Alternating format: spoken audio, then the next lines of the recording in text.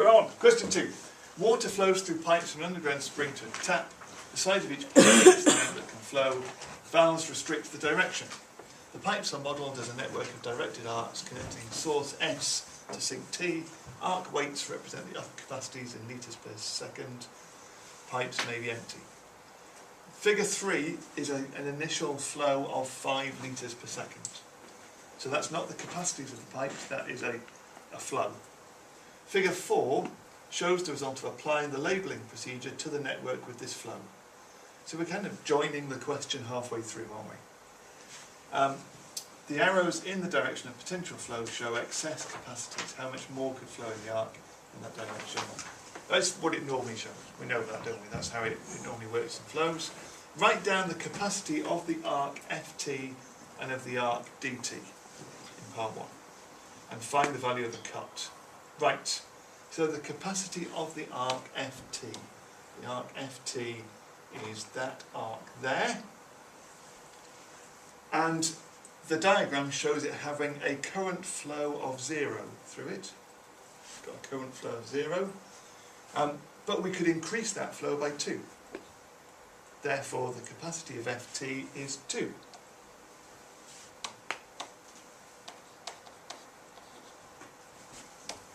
And it also said the capacity of the arc DT. Where's DT?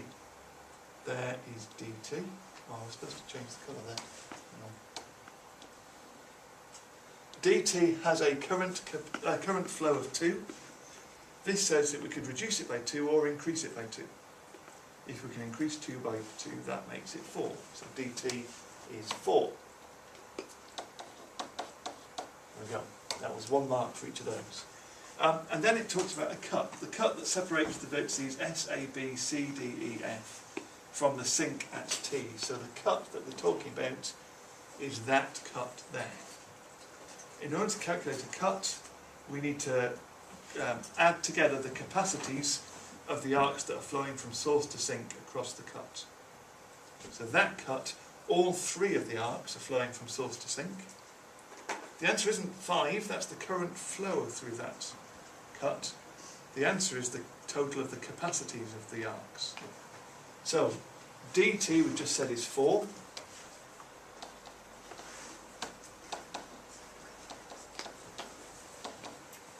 ET is, hang on, what was it? It's got a current flow of 3 and it can increase by 0. So it is 3. And FT, which we've already said is 2, so we've already done most of the work in that part. That adds together to give us 9 as the capacity of that cut. Brilliant. 4 marks for that. Then, the question says,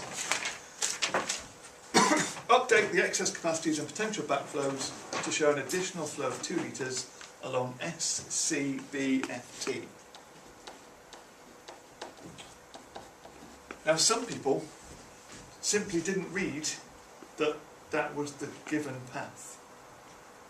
Okay, so this is the second time we've talked about this. The real thing in this about read the question. Be really careful about reading questions. So we're looking at updating the path that is S, C, B, F, T. That's the path that we're going to update. We're going to push an extra 2 through that path, so we're going to update our diagram carefully. If we push 2 through, that means that there are now 5 going through it and we can only increase it by 4. That makes that one at capacity. Another 2 makes that 0 and that 5. Another 2 there makes that 0 and that 2. Okay, so we've updated all of those figures really, really carefully to get those answers. That was it. That was all that we had to do in that part. Part B, write down a further flow augmenting route and the amount by which this flow can be augmented. So, can we see another route that we can push any flow through? We can't go along SA, that's at capacity. So it has to involve us going along SC. We can't go up B at that point because that's at capacity now. So we'd have to go along CF. We can't go up T because that's now at capacity, so we'd have to go up. Oh, we can't go up to E either, that's a 0 in that direction. So we'd have to go along that way, we have to go back to B. Now we've got what we've got, 4, 2, 5, so we're limited by 2 at the moment. Up there we can still go up there with 2. We can't go along that one because that's at 0. We can go there, but it's only 1. So it looks like we're looking at 1 that we can push through. We can't go along ET, but we could go up to D, and we could then go from D to T. So that is that path, and an extra 1 that we could potentially push through. Okay, let's think a little bit about what we've done so far with this problem. We had an initial flow given in the question of 5. We added 2 at this point, that takes us to 7. We've spotted we could add a further 1 if we wanted to. That takes us up to 8. Part 3 says, show the flow that results from part 2b, and find a cut that has the same value as your flow. Right, so let's think about where we are with this, what we've done, what we've updated, what that means in our diagram. We haven't changed that arc at all, have we, at any point? So that arc there has a flow of 2. That arc there, we had as being, we've got 5 going across it, but then we've also put an extra 1 going across it. So that arc now is 6. Okay? Let's keep looking. I want to see all of this on the page. Can I zoom out a little bit?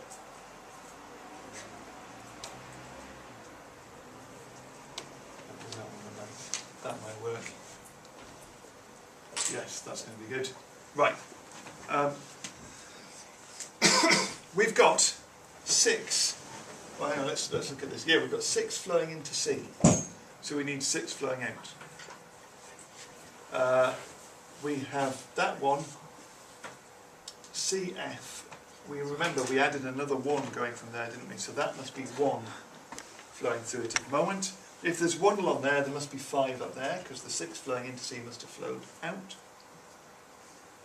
The 5 that were flowing up there, we then had, now this is where it gets slightly complicated, we did have 5 of them flowing down there, but remember we changed that because we pushed an extra 1 along that path. So that's now only 4, and that's 1 going up there. We have 2 flowing along AD, and we didn't change AD at all. So 3 flowing in, 2 flowing out, that must be a 1. And it all starts to kind of fit together now quite easily where we see where everything else goes. We've got 5 flowing into F.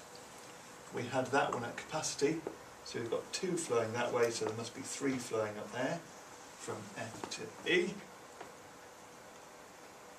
We've now got 4 flowing into E.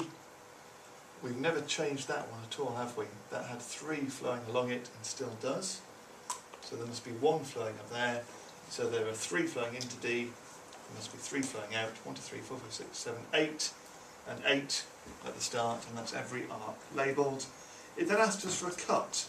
Now remember, a cut is about the arcs that are at capacity. That's what you're looking for. It's not, if we do a cut through this diagram, then wherever we do the cut, it's going to say 8, because this is showing a flow of 8. That doesn't really help us. We're dealing with the capacities when we do a cut, aren't we? So let's think a little bit about which of these arcs are at capacity as we do this. Is that a helpful thing to think about? Because that helps us to find a cut. So looking at capacities, I don't know if I want to do this. Yeah, I do. That's at capacity. That one ended up at capacity. That one didn't. That one didn't. That one didn't. That's at capacity. So is that. So is that one. That one's at capacity.